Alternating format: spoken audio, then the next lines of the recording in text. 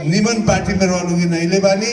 ये पार्टी सबके पार्टी हो, हिमाल पहाड़ तराई सबके जोड़े वाला पार्टी हो, सद्भाव रखे वाला पार्टी हो, भाईचारा बढ़ाए वाला पार्टी हो, विकास करे वाला पार्टी हो। अब ये पार्टी से रहलुगी के बाहर चाहे दूसर पार्टी के बारे में सोचे के अब जरूरत ना पड़ी।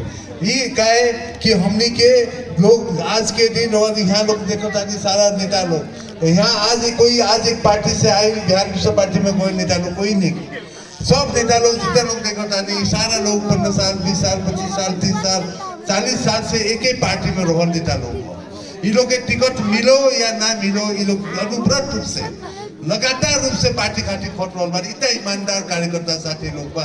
ये कारण से हम सबके एक बार ताली बजाते हुए कि हम सारा हम करे ये कारण से रवा लोग भी आयल बानी, निमन पार्टी में आयल बानी, छाती फुला के रवा लोग रही एकदम गर्व से रही कि हमने निमन पार्टी नेपाली कांग्रेस जैसा सबसे पुरान पार्टी, सबसे निमन पार्टी, निमन लोग के पार्टी और ये हमने के झूठ बोले वाला ना लोग ना रहे वाला पार्टी, सत्य बोले वाला पार्टी, सही बोले वाला पार्टी के बीच में हमने के आयल बानी। सबसे पहला बात हम बाबू लोग के और बहन लोग के हम एक खातिर बधाई देना चाहता है। नहीं पहल का बात दूसर का बात का हो कि आज के दिन ये निर्वाचन हो रहा बा।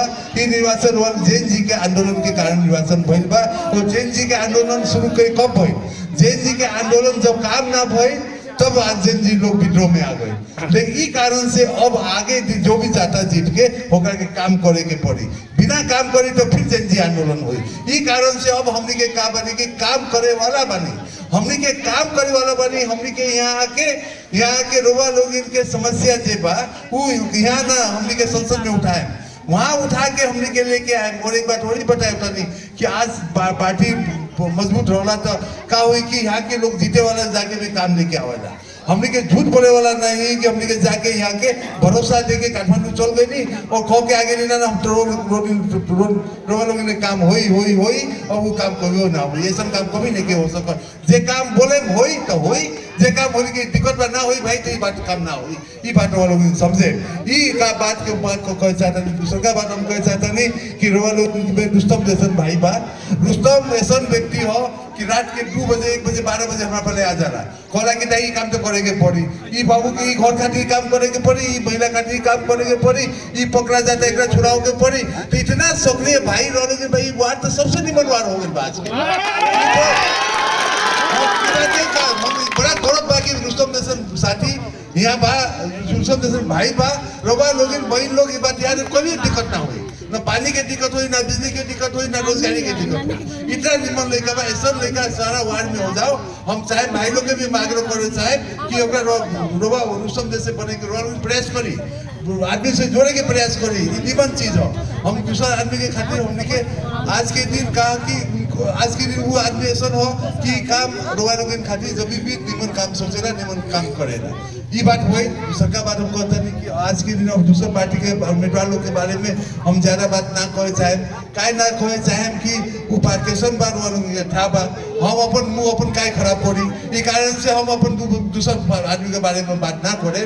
ये बात चाहे रोवा लोग इनके भाई है, रोवा लोग इनके हम चाचा है, रोवा लोग इनके हम लड़का है, रोवा लोग इनके बीच में बा, रोवा लोग के बगल में हमारे घर बा, और ये तोड़ के आदमी हो। ये कारण सबसे पहला काम हम ये वार्ड से करे वाला बानी। ये बात वालों इनके हम नहीं ये बात करते हुए रोवा लोग इन सबके हम आज के दिन रोवा सब लोग आई नहीं कब यहाँ बसनी रोवा लोग इन बात सुननी।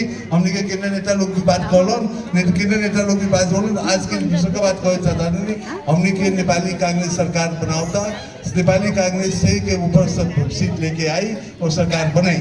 जब तक नेपाली का खाली अनिल मुटा एक आदमी जितना से सरकार लेके बनने जाए हमने के ज्यादा से ज्यादा लोग जिता के पठाओ जाए तो वह सरकार बनी। ये कारण से रोगा लोग सारा लोग ये बात कही कि नेपाली कांग्रेस पे वोट देवे के बाद हमने के सरकार बनी, विकास हुई।